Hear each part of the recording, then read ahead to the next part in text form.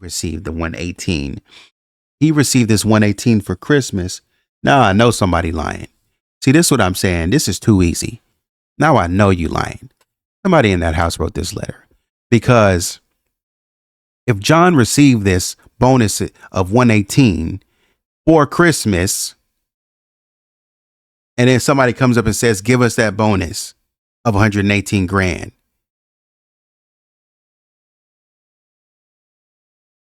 But John doesn't even get that bonus. He doesn't even get that full bonus. John didn't even get that full bonus. There's taxes. There's taxes on that. Yeah. If John was taxed at 40%,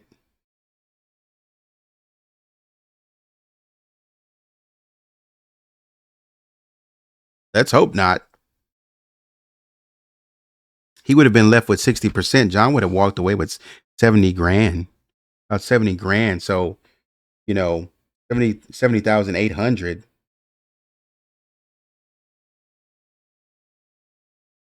Yeah. He would have been short about 47 grand. 47,200.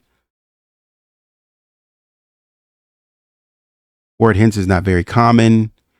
Word. When's the last time you used the word in a sentence? Why? I don't use hints. I use thus.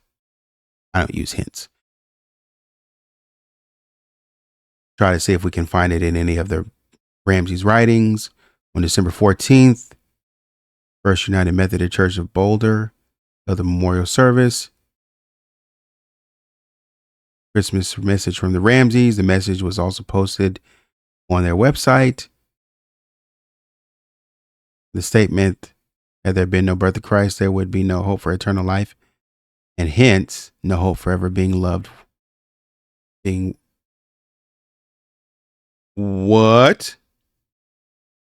If Christ did not live, there would be no hope for eternal life, and hence no hope of ever being with our loved ones again. A Christmas message from the Ramsey family. Yo, y'all gotta be kidding me. Just tell us. Just go ahead and tell us what's on your mind. Hence is a transition word. You don't have to use the word and with it. That's true. Yeah, you don't. When I say thus, I don't say and thus. I say thus, this is the case. For example, profits were down this year. Hence, you won't be receiving your bonus. Most people use the word hence and not the words and hence. Okay.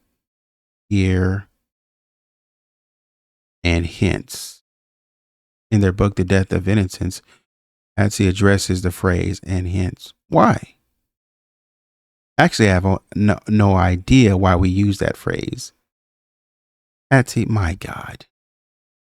See, that's what I'm saying. You get to lying. You get to lying about little stuff. Why the heck does that matter? Who cares about the use of this phrase? And this is what I'm saying. You know when Patsy and John see stuff, because they're not going to lie to you. They're not going to be like, oh, I didn't even see that.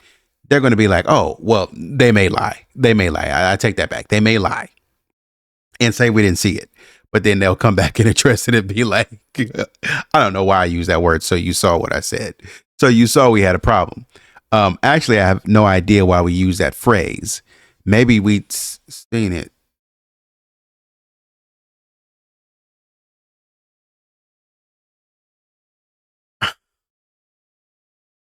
Y'all must take us for some kind of fool. Y'all must take us for some kind of fool. I don't know why we use that word. Maybe we'd seen it so many times in reading. Oh my God. Woe is me. Little old innocent Patsy and John. The word or the phrase and hence was just impressed upon us. It was forced on us, actually. I don't even know where that came from through the process of osmosis. It just filtered into our minds. Man, y'all better stop playing with people, man. Come on. Maybe we'd seen it so many times in reading the ransom note and having to write it over and over again for the police that it became a part of our subconscious vocabulary. Who knows? Then again, maybe people everywhere use the phrase. Oh. So we go from one extreme of no, we just saw it in the ransom. No, we've never seen that. Then again, everybody uses that word. Do you know anybody that uses that phrase, Patsy? Do you know anybody that uses that phrase for that to be just ingrained in your psyche? Come on. Who knows?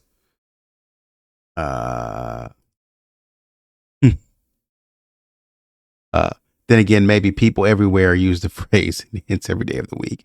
Boy, look, y'all lying through y'all teeth because it's a normal part of the English. Oh, okay. I ain't got to lie. You ain't got to lie. Like I said, when was the last time you used that phrase? It's not part of the normal. It's not part of the normal English vocabulary. Patsy does not tell us why they use the phrase. She only says maybe it's because of this, maybe it's because of that, trying to sweep it under the carpet as if it's no big deal. It's a very big deal.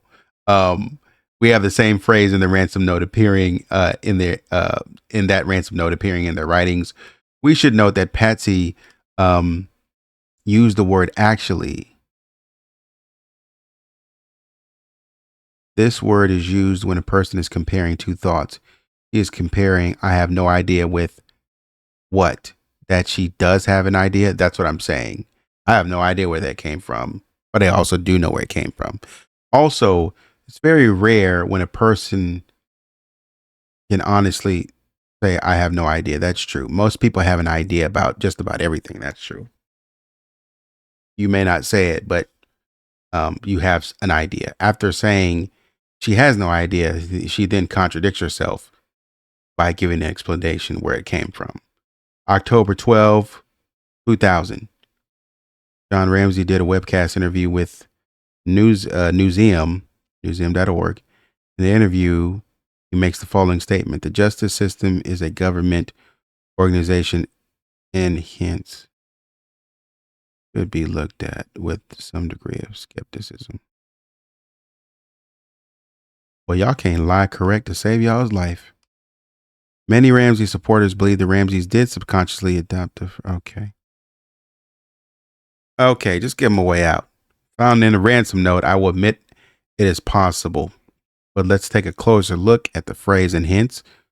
When we look at the original note, we find that the writer had crossed out a word.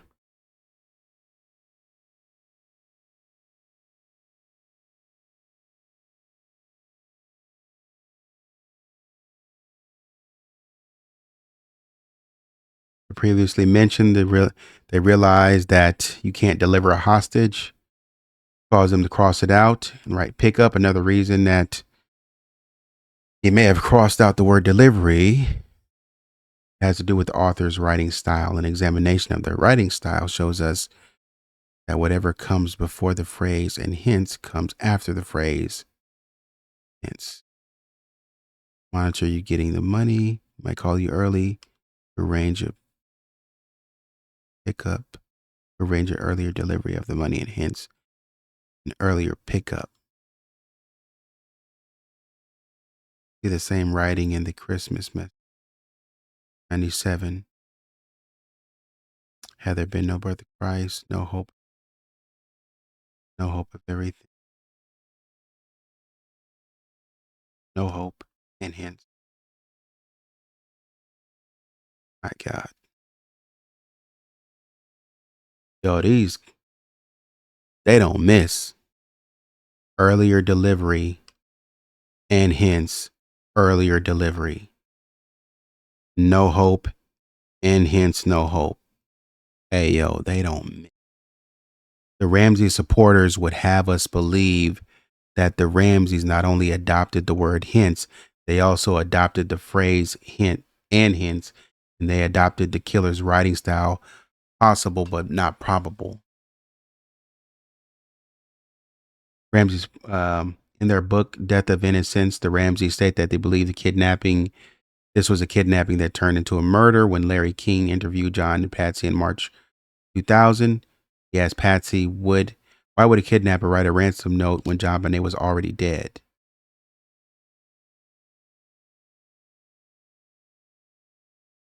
The Ramseys believe that this was a kidnapping that went bad. The answer to his question is something like, we think he wrote the note first and then and then she was killed in the process of removing her from the house. That would be the only way. So how did Patsy Ramsey answer his question? She said, I think it was a ruse to throw us off.